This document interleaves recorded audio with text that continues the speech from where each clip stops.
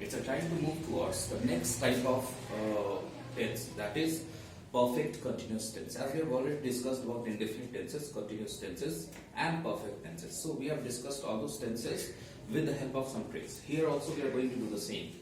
Let us know about perfect continuous tense. So means perfect continuous tense. We can see that perfect continuous tense is a combination of perfect along with continuous.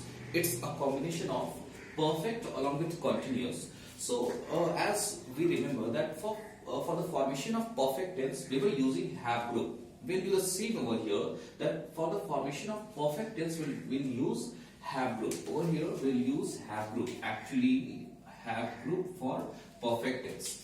And for making it continuous, been has to be used followed by the fourth form of verb. This must be remembered by us, that for the formation of perfect continuous we'll be using have group along with been plus before. This is a trick that we need to remember. Let us see how do we form all the forms of perfect tenses. So at first, as we see that have group is having have group is having members in all the three tenses, past, present and future. So here we have had in past, have or has in present, and will have or shall have in future. So the same thing happens. Had along with been plus before, it makes past perfect continuous tense. The very first thing, had along with been plus before, past perfect continuous. Have or has along with been plus before makes present perfect continuous tense, and will have and or shall have along with been plus before makes future perfect continuous tense. So it's a very easy way of forming continuous tense. Actually we don't need to deal with structures. Actually the only thing you can remind that have group along with been plus before is used for making continuous tense. You can make any type of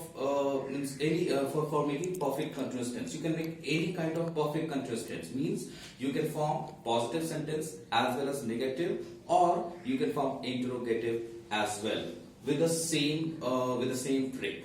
So here we can see some examples. She has been playing hockey since 2015. Actually, I want to tell you one more thing, students, that perfect continuous tense, whenever we use perfect continuous, actually it tells about the continuation of an action which has been taking place for a long time. It means that it gives the sense of long continuity. So when a long continuity is being shown through perfect continuous tense, definitely the time has to be mentioned when a certain action has started. For mentioning the time, it is very necessary that in perfect continuous tenses the use of since or for should be there in the sentence. For limiting the for actually mentioning the time when an action was started. So here since or for should be there. I have written since is used for the accurate time it is used for the accurate time of the action or accurate time when the action had started, and for is used for mentioning the time, the duration of the time of that action. Mean to say, since is used for the point of time and for is used for the duration of time. Duration means for how long the action has been taking place. So here we can see the example. She has been playing hockey since 2015. In this example I mentioned she has been playing. She has been playing. Here has been and playing. These three words are enough to understand that this sentence is in present perfect continuous tense. We can see the use of since over here for mentioning the accurate time, that is 2015. Let us see the next example. He had been looking for a job. Here had been looking is enough to understand that this sentence is in past perfect continuous tense, and here for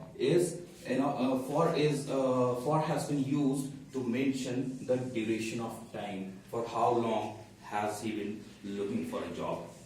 So this was a very short description of perfect continuous tense.